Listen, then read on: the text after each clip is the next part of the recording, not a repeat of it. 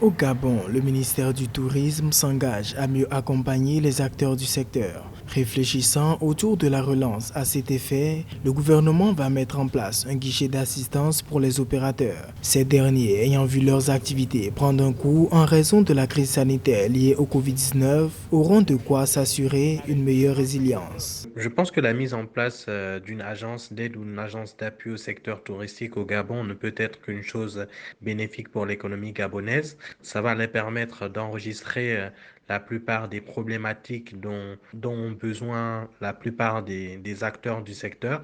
En plus d'enregistrer et de cibler ces problématiques-là, ce sera peut-être pouvoir mettre en place des politiques d'aide et d'appui, que ce soit financier ou non financier, afin de permettre aux acteurs du secteur de pouvoir sortir de cette période difficile. Après concertation des différentes entités sous tutelle, les préoccupations du secteur ont été soulevées et les perspectives pour une valorisation de l'attractivité passées au peigne fin.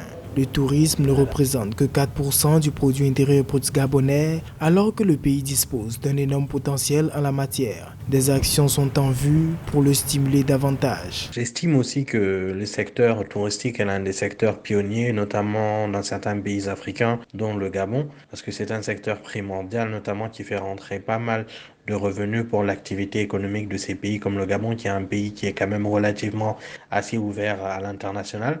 Donc pour ma part, je pense que c'est une activité principale et que l'État doit mettre en place des politiques pour soutenir ce secteur au Gabon. Des analystes sont unanimes. La mise en place d'une fiscalité considérable est une nécessité et l'investissement dans les infrastructures une solution de premier plan.